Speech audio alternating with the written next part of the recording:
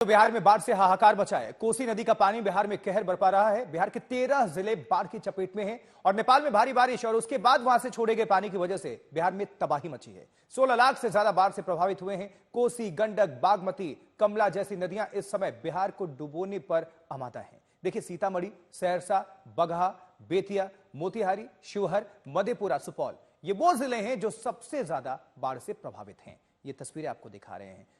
जहां तक आप नजर डालेंगे पानी पानी आपको नजर आएगा।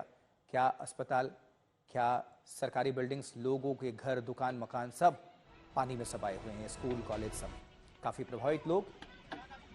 और हर साल हालांकि बिहार में बाढ़ की जो विभीषिका है, जो आपदा है, वो देखने को मिलता है, लेकिन इस बार कुछ ज्यादा है। तो कोसी नदी का एक तटबंध जमालपुर के पास ध्वस्त हो गया और देखिए, दरभंगा के करीबी इलाकों में तेजी से पानी बढ़ रहा है। हमारे संवाददाता रोहित सिंह वहां पहुंचे, भारी खतरे के बीच ये रिपोर्ट भेजिए। देखिए,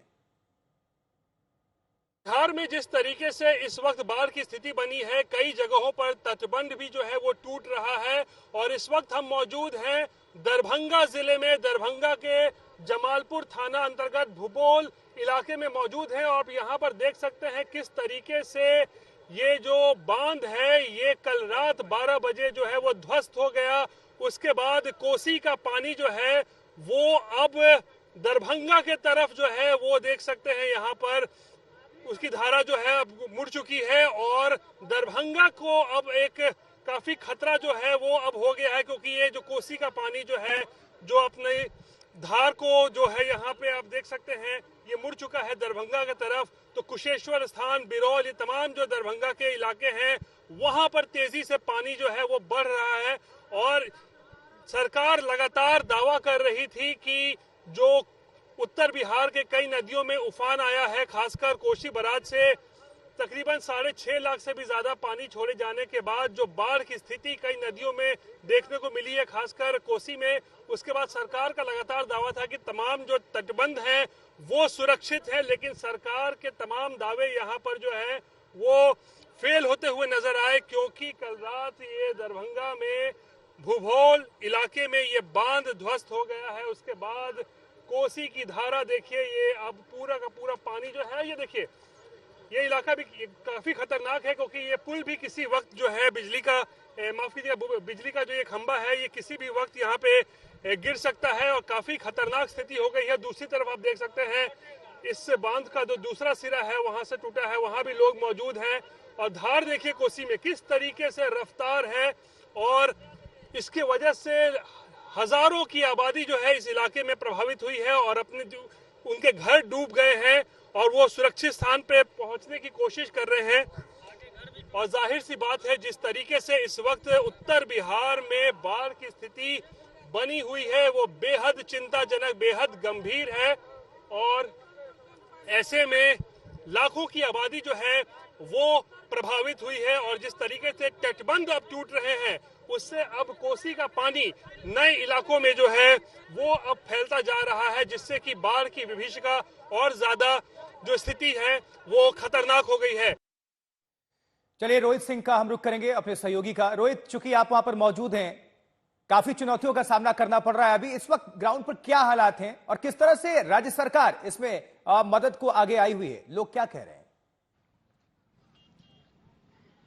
देखिए, राज्य सरकार कहाँ है किसी को कोई पता नहीं है। अभी जो आप ग्राउंड रिपोर्ट दिखा रहे थे जहां तटबंध टूटा है, पहले तो मैं बता दूं कि दावा कर रही थी सरकार पिछले 3 दिनों से कि बिहार के सभी तटबंध पूरी तरीके से सुरक्षित हैं, लेकिन कई तटबंध पिछले 24 घंटों में विभिन्न जिलों में टूट चुके हैं, जिसके बाद जो पानी है, बाढ़ का पानी, वो नए नए इलाकों में फैलता चला गया है। और तटबंध शायद इस वजह से सुरक्षित हैं कि लोग जिनके घर डूब गए हैं, आशियाने डूब गए हैं, झोपड़ियां डूब गए हैं, वो तटबंध पे आकर कम से कम आसरा ले सकते हैं। इस कारण से जरूर तटबंध जो है उनके लिए आज सबसे सुरक्षित और महफूज जगह जो है वो बना हुआ है। बहरहाल हम इस वक्त सहरसा जिले में पहुंच गए हैं दरभंगा से, और मेरे पीछे आप ये देखिए, ये एक सरकारी स्कूल है महिषी प्रखंड में, और इस सरकारी स्कूल का हाल देखिए आशुतोष। और ये स्कूल का हाल देख के आप समझ सकते हैं कि बाढ़ की विभीषिका इस बार किस तरीके से जो है चारों तरफ उत्तर बिहार में नजर आ रही है। तकरीबन 1.5 दर्जन जिले जो हैं वो बाढ़ से पूरी तरीके से प्रभावित हो गए हैं और लाखों की आबादी जो है वो प्रभावित है। हजारों गांव जो है वो जलमग्न हो गए हैं और क्या इंसान क्या मवेशी सब जो है इस वक्त ऐसा लग रहा है बिहार जो है वो डूबता नजर आ रहा है। और लोगों की शिकायत वही, सरकार कहाँ है, खाने पीने की चीजें नहीं मिल रही हैं, राहत सामग्री नहीं मिल रही है, यहाँ तक कि जो बरसात का मौसम है तो एक नहीं, वहां पन्नी पटना में दिया तो जाना दावा चाहिए किया और जा रहा पन्नी है, भी जो है पटना में तो दावा किया जा रहा है कि हम हर जिले के जो डीएम को दिशा निर्देश जारी किए हैं और वहां से जो है वहां से मदद पहुंचाई जा रही है, एनडीआरएफ एसडीआरएफ सबकी दावेदारी है, लेकिन आप तो बता रहे हैं कहीं कुछ है ही नहीं। देखिए, पटना में जो दावा किया जा रहा है वो 170 किलोमीटर 200 किलोमीटर दूर उस पर कितना अमल हो रहा है ये तो लोग बता रहे हैं ना। हम तो ग्राउंड रिपोर्ट लगातार जा रहे हैं, लोगों से बात कर रहे हैं और लोग बता रहे हैं कि कोई भी सच्चाई तो पहुंचाना चाहते हैं, इसलिए सवाल किया जो है उनको। जी बिल्कुल, वही तो हम बताना चाह रहे हैं ना कि पटना से निकला हुआ आदेश जब 200-300 किलोमीटर दूर जाता है तो उस पर कितना अमल होता है, ये एक बुनियादी सवाल है। 55 सालों के बाद इस तरीके की बाढ़ की विभीषिका बिहार झेल रहा है। इतना पानी कोसी में 55 सालों के बाद आया है आशुतोष, तो आप समझ सकते हैं हर साल कोसी में जब 2 लाख 3 लाख क्यूसेक पानी छोड़ा जाता है तो हाहाकार मच जाता है।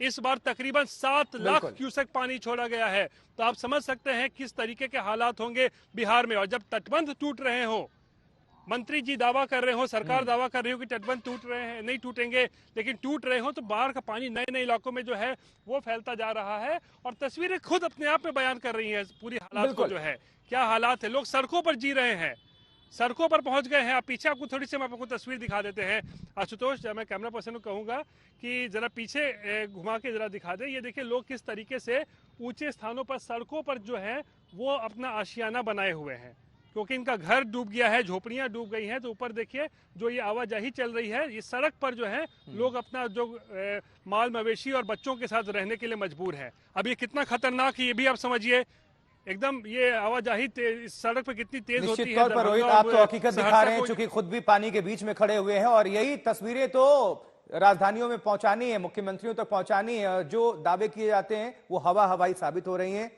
सड़क भी नहीं है, ग्राउंड नहीं है, सब पानी पानी है। जुड़े रहिएगा रोहित। नेपाल से पानी तो कम है लेकिन नदियां उफान पर हैं। वाल्मीकि नगर बैराज से हमारे सहयोगी ने देखा कि गंडक का पानी किस कदर सब कुछ बहा लेने पर आमादा है। इस वक्त हमारी मौजूदगी भारत नेपाल बॉर्डर पे है और हम आपको जो पहली तस्वीर दिखा रहे हैं वाल्मीकि नगर बैराज से, वो तस्वीर बिहार के लिए एक राहत भरी तस्वीर है, क्योंकि धूप खिली हुई है। नेपाल में लगातार हो रही बारिश थमी है और इसका असर सीधे सीधे जो नारायणी नदी नेपाल से निकल के बिहार में आती है उसके जलस्तर में कमी के तौर पे देखा जा सकता है। जहां तक हमारी नजर जाती है वाल्मीकि नगर बैराज के ठीक सामने उस तरफ, वहां देखिए वो नेपाल है और नेपाल में इस वक्त धूप खिली हुई है। जो मौसम पिछले 3-4 दिनों से बना हुआ था, लगातार बारिश हो रही थी, उसमें कमी आई है और इसका नतीजा ये हुआ है कि इस वक्त जो गंडक बैराज, जहां इस वक्त हम मौजूद हैं, गंडक बैराज से पानी का डिस्चार्ज भी पहले की अपेक्षा कम हुआ है। जो 24 घंटे पहले गंडक से डिस्चार्ज लगभग 6 लाख के आसपास था, वो घट के अब 2 लाख क्यूसेक पानी तक जा पहुंचा है। और यही वजह है कि बैराज के 36 गेट्स में से कई गेट्स को बंद किया गया है, जलस्तर नीचे गया है। और लेकिन अभी भी राहत की खबर उन इलाकों के लिए नहीं है जहां पर गंडक के साथ साथ तमाम वो पहाड़ी नदियां जो नेपाल से निकल के आती हैं, उन नदियों का पानी निचले इलाके में फैल चुका है। क्राइसिस मैनेजमेंट ग्रुप लगातार बिहार का काम कर रहा है। एनडीआरएफ की 6 टीमें बिहार से बाहर से मंगाई गई हैं। 3 टीम वाराणसी से मंगाई गई है और 3 टीम रांची से एनडीआरएफ की मंगाई गई है। बिहार में पहले से एनडीआरएफ की 12 टीमें और एसडीआरएफ की जो 22 टीमें हैं वो बाढ़ प्रभावित जिलों में कैंप कर रही हैं। यहाँ पश्चिम चंपारण में भी उनकी मौजूदगी है। सबसे बुरी खबर कल देखने को मिली जब अलग अलग इलाकों में गंडक के दबाव के कारण 6 तटबंधों को नुकसान पहुंचा। बगहा शशि भूषण हमारे संवाददाता की रिपोर्ट देख रहे थे आप। और सीतामढ़ी बनी में इस वक्त क्या हालात हैं ये भी जानते हैं, आपको रिपोर्ट पहुंचाते हैं हमारे सहयोगी आदित्य वैभव की। नेपाल में हो रही लगातार मूसलाधार बारिश के बाद हिमालय से आने वाली नदियों का कहर जारी है। आपको सीधी तस्वीर दिखा रहे हैं सीतामढ़ी के पताही पंचायत से। आप देख सकते हैं कि किस तरह यहाँ बागमती का क्रोध स्थानीय लोगों पर बरस रहा है। आपको बताएं कि ये पानी बताया जाता है कि 2 बजे से 3 बजे सुबह के बीच में इस गांव में, इस पंचायत में घुसा। तो आप समझ सकते हैं कि क्या विभीषिका हो सकती थी। और सबसे बड़ी बात यह कि यहाँ के स्थानीय नागरिक बताते हैं कि जिला प्रशासन की तरफ से अब तक उनकी सुध नहीं ली गई। हम बात करने की कोशिश करते हैं कुछ स्थानीय लोगों से। अपना नाम बताएं। आदर्श कुमार। ये बताइए कि यहाँ पानी कब आया? पानी आया 2 बजे के आसपास रात में जी। ये बताइए कि जिला प्रशासन की तरफ से कोई अब तक कोई कुछ नहीं था। अगर पहले भी चाहते प्रशासन तो इसको रोका जा सकता था। बांध में जो रिसाव था पहले प्रशासन को अलर्ट किया गया था, लेकिन इस पे कोई रिस्पांस नहीं होने के कारण बांध में रिसाव ज्यादा हो गया और फिर बांध टूट गया सडनली। जब मतकौल बांध टूटा था उस समय सौली बांध के कारण यहाँ पानी ज्यादा आया। सौली बांध में जो रिसाव था अगर उसको रोक लिया जाता तो आज ये दशा नहीं होता यहाँ के लोगों को। अब बिहार में क्या हालात है ये आपको दिखा रहे थे।